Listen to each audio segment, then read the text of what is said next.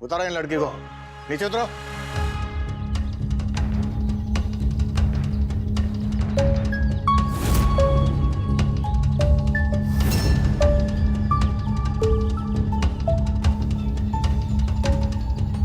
तो ये आपका नया बिजनेस? हाँ, नहीं नहीं इंस्पेक्टर साहब, ये इसके बारे में हमें नहीं पता। हमने तो लकड़ियां मंगाई थी सिर्फ। जानते हैं हम, तुमने तो सिर्फ लकड़ियां मंगवाई थी ना। लड़कियां तो सर जी के कहने पर आई है साथ। क्यों सर जी?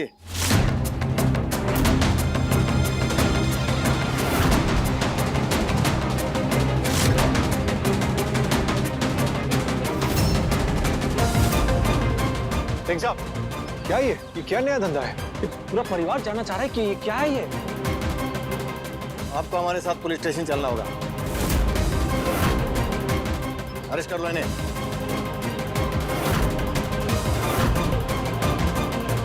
रुकिए इंस्पेक्टर साहब,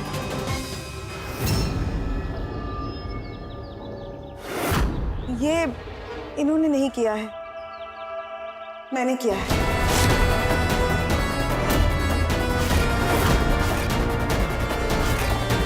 माँ, मैं अपना जुर्म कबूल करती हूँ, आप मुझे अरेस्ट कीजिए।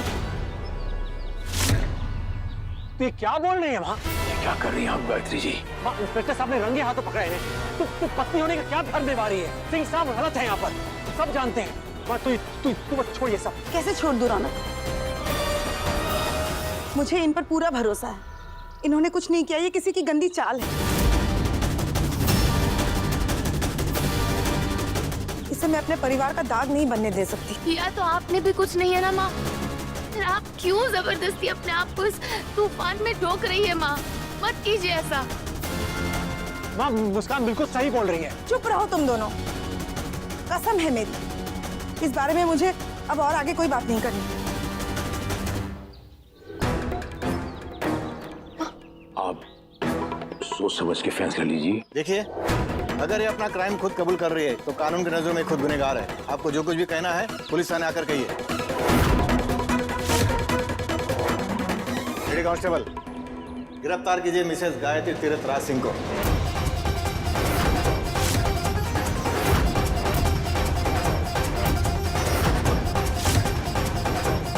ये ट्रक का सामान इन दोनों के नाम पे था, इसलिए इन पे भी केस बनता है।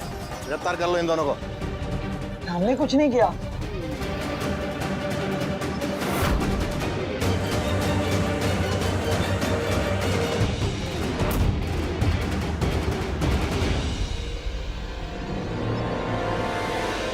इंस्पेक्टर साहब, ये अच्छा नहीं कर रहे आप। मैं अगर एक कमिश्नर को फोन करूं, अभी आपको 2 मिनट में आपकी वर्दी की गर्मी का पता चल जाएगा। देखिए सर जी, बात ऐसे है कि लड़कियों की तस्करी का मामला है। इसमें कोई भी मंत्री या कमिश्नर अपने हाथ गंदे नहीं करेगा। साबित हुआ है। आप अपना काम कीजिए, हमें अपना काम करने दीजिए। आपके विश्वास के बदले में सर जी ने उन्हें जेल की सलाखियत दी।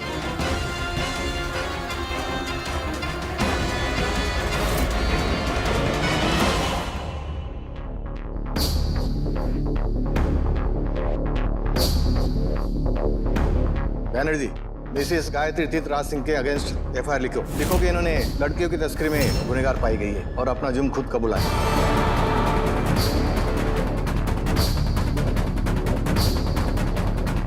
कितने गंदे किस्म के इंसान हैं आप।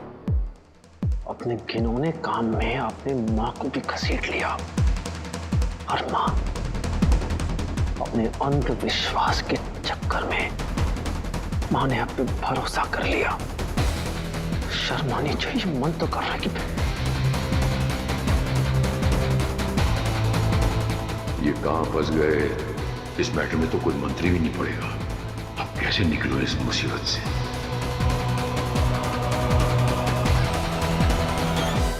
चलो ले चलो इन्हें, लॉकअप में डालो। देखिए इंस्पेक्टर साहब, आपको इन्फॉर्मेशन मिली थी इनके खिलाफ, सिंह साहब के खिलाफ। हमारी माँ ने कुछ नहीं किया, निर्दोष है बिल्कुल। वो एक अच्छी पत्नी होने का धर्म निभा रही है बस। हमारी बात समझने की कोशिश कीजिए आप। असली गुनहगार ये इंसान है। सब कुछ इसने किया है, यही करता आया है। देखिए, ये कोई सिनेमा नहीं चल रहा है जो इमोशन में आकर फैसले लेने लगेंगे। जो इमोशन में आकर। अरे हम कह रहे हैं ना, वो एक अच्छी पत्नी होने का धर्म निभा रही है, बस और कुछ नहीं। सर जी नमस्कार, हम आपके वो गोडाउन पे गए थे, पता चला कि आप यहाँ हैं तो हम यहाँ आ गए। तो आपके पैसे वापस देंगे।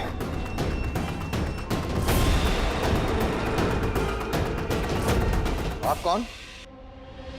इंस्पेक्टर साहब नमस्कार, हम सत्या चौधरी, धौलपुर गांव के सरपंच, जहां के जंगल से सर जी ने लकड़ियां ली थी अपने नए कारोबार के लिए।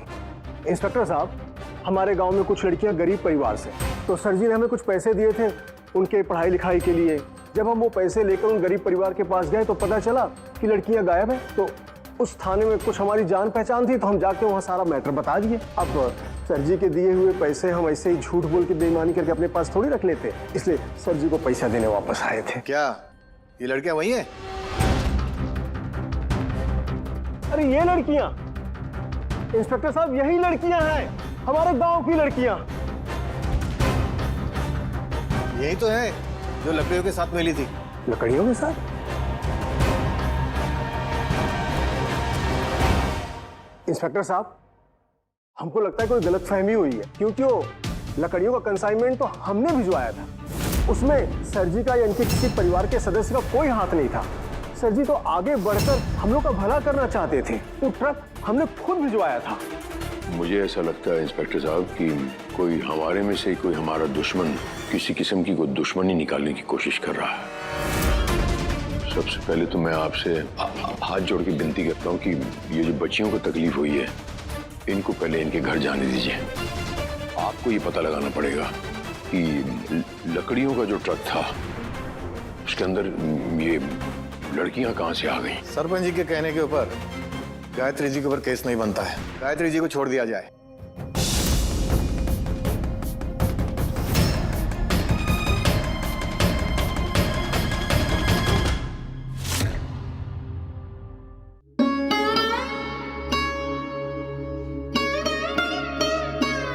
रात भर सो नहीं पाई, इसलिए मैंने इन्हें जगाया और जगा के ये सवाल पूछा कि बताइए कि ये सब कुछ जो हुआ है क्या ये सच है। मेरे सर पे हाथ रखकर कसम खाई और बोलिए कि ये सब सच है। उन्होंने मेरे सर पे हाथ रखकर कसम खाई और कहा कि ये सब गलत है, उन्होंने कुछ गलत नहीं किया है।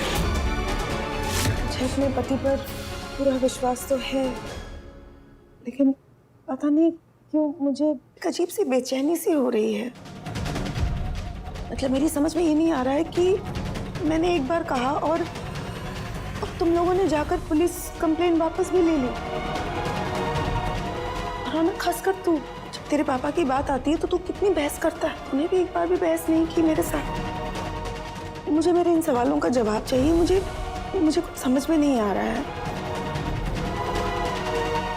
इसलिए मैंने ये फैसला लिया है कि चाहे मुझे अपने पति पर पूरा भरोसा क्यों ना हो, लेकिन फिर भी मैं तुम दोनों को एक मौका देना चाहती हूँ। मेरे बेटे और बहू को ऐसा ना लगे कि मैंने उन्हें कोई मौका ही नहीं दिया। मुझे इन पर पूरा भरोसा है, लेकिन फिर भी मुस्कान, तुम्हारे मन में क्या है? सब खुल के बताओ मुझे। मैं आज ही ये सब कुछ खत्म करना चाहती हूँ ताकि मेरे परिवार में हमेशा खुशहाली रहे। तुम देख रही हो ना, पिछले कुछ दिनों से सब कुछ गड़बड़ चल रहा है। इसीलिए मैं ये जानना चाहती हूँ कि क्या है तुम दोनों के मन में, बताओ मुझे खुल के।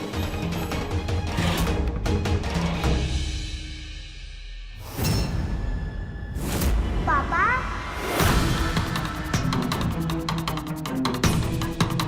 ये आपको पापा पापा क्यों कह रही है?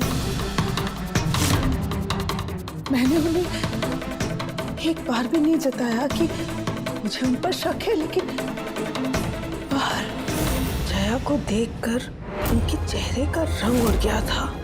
लेकिन जब जया ने वो सब कहा तब मानो जैसे उनके सांस में सांस वापस आ गए हो। लेकिन जया के घर पर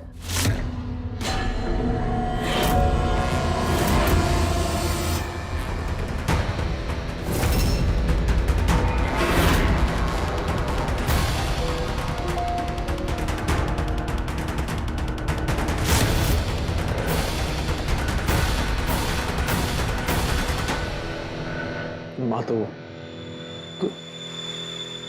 थोड़ा संयम रख। ये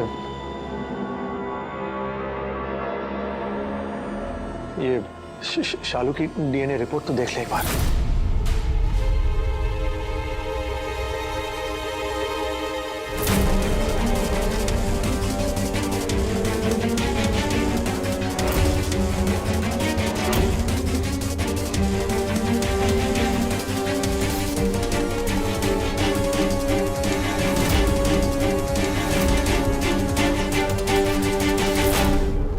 गायत्री जी, मैं आपकी जिंदगी बर्बाद नहीं करना चाहती थी, लेकिन मैं मजबूर थी, क्योंकि हम जैसी औरतों की ना कोई जबान होती है, ना कोई मर्जी होती है। मुस्कान के बचपन में उसकी मदद करने की ये सजा मिली है मुझे। सर जी ने मौत के बदले ये भीख की जिंदगी दी, जिसे अपनाने के अलावा मेरे पास कोई रास्ता नहीं था। प्लीज मुझे माफ कर दीजिए।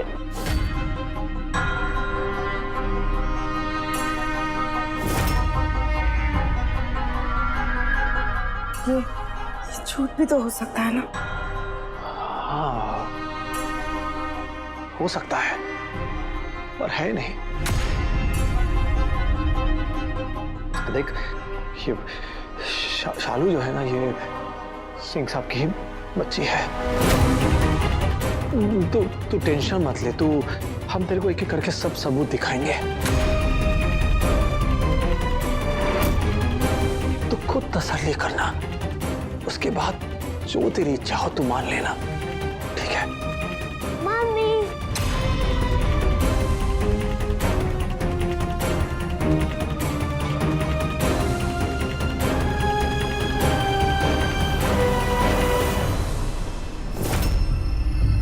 अच्छी वाली आंटी, आप आ गई? पापा नहीं आए?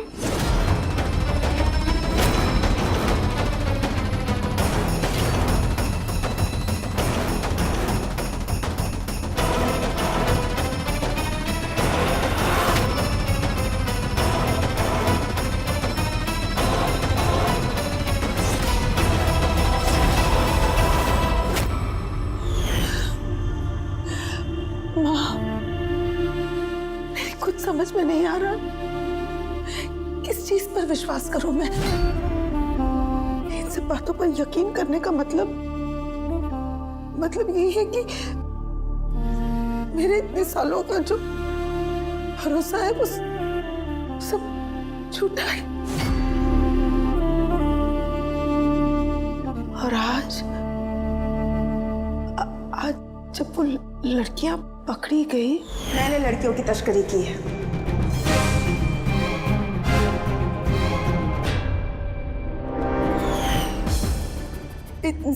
इतने सालों का जो भरोसा था मुझे अपने पति के प्रति, वो मेरा गुरूर था माँ। ये गुरूर मुझे टूटता हुआ नजर आ रहा है, चूर चूर होता हुआ दिखाई दे रहा है। मैं किस पे भरोसा करूं माँ?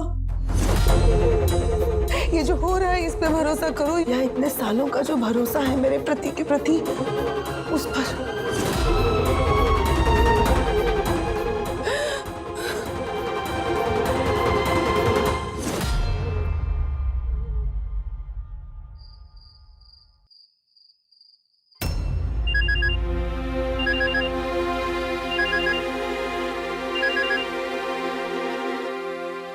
हाँ सर जी, सब ठीक है ना? बस यूं समझ लो कि संभल गया। माफ कीजिएगा, आपने तो मुझे वापस जाने के लिए कहा था, लेकिन मैं तब तक वेयर हाउस के पास पहुंच चुकी थी और मैंने चुपके से सब देख लिया था। इसीलिए मैंने सरपंच को पैसे देकर झूठा बयान देने के लिए कहा, वरना जो आग आपका घर जला सकती है वो इस कोठे की रोजी रोटी को भी तबाह कर सकती है। शाबाश तबस्सुम, मुझे थोड़ा अंदेशा तो हो ही गया था, लेकिन अब यकीन हो गया। ये बहुत अच्छा किया तुमने। तो बाकी उन लड़कियों की बात है, उसकी बात हम बाद में करते हैं। जी।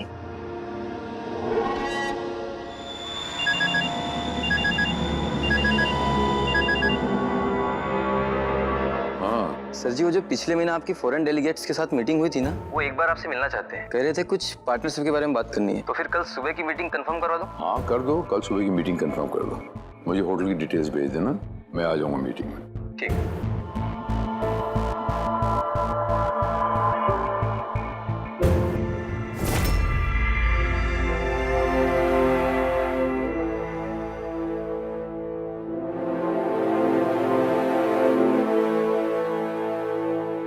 गायत्री,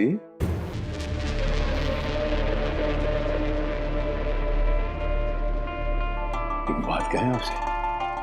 हाँ, आज अगर माँ स्वयं प्रकट हो जाए मेरे सामने और मुझसे कहे कि मांग मेरे बच्चे, एक ही वरदान, तो मैं माँ से कहूंगा मुझे गायत्री दे देना, मेरी धर्मपत्नी के रूप में आने वाले 7 जन्मों तक।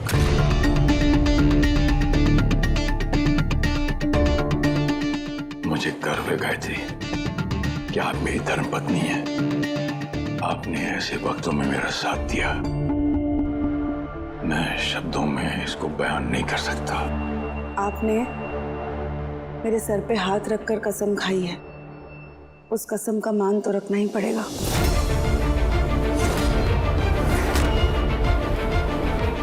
मैं आपसे आज कुछ पूछना चाहता हूँ। जी पूछिए ना। कहीं आपका विश्वास मुझ पर डगमगा तो नहीं रहा है गायत्री जी?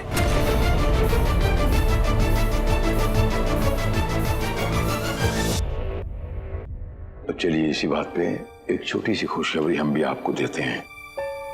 कनाडा का एक डेलीगेशन आया हुआ है जो मेरे कंस्ट्रक्शन बिजनेस में मेरे साथ मिलकर काम करना चाहता है, मतलब मेरे बिजनेस में इन्वेस्ट करना चाहता है। कल सुबह मीटिंग है उनके साथ। आप हमारे लिए प्रार्थना कीजिए कि सब कुछ अच्छे तरीके से संपन्न हो जाए।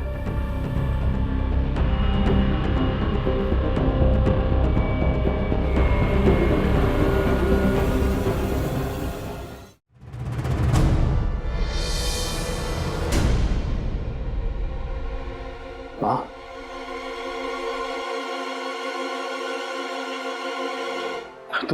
तू बैठ, आ बैठ। क्या बात है, क्या हुआ?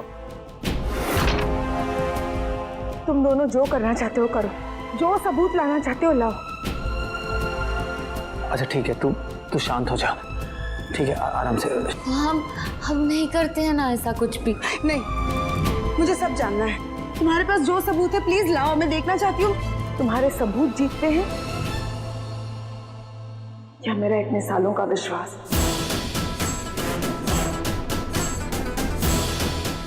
माँ हमारी माँ,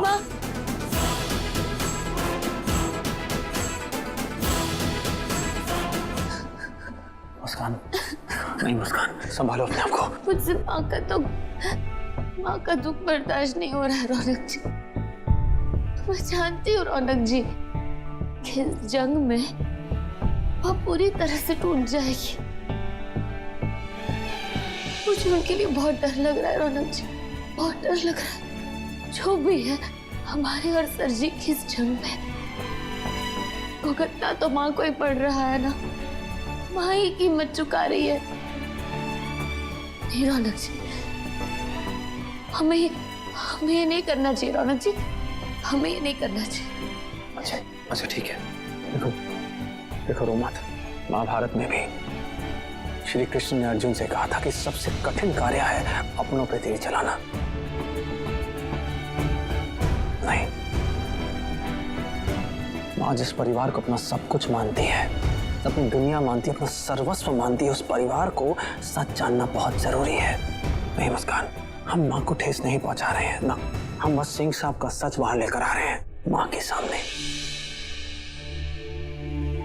एक और सच कहे, एक तुम ही हो जो माँ को संभाल सकती है और कोई नहीं, और हम जानते हैं कि तुम संभालोगे। बस हिम्मत रखो, सब ठीक हो जाएगा।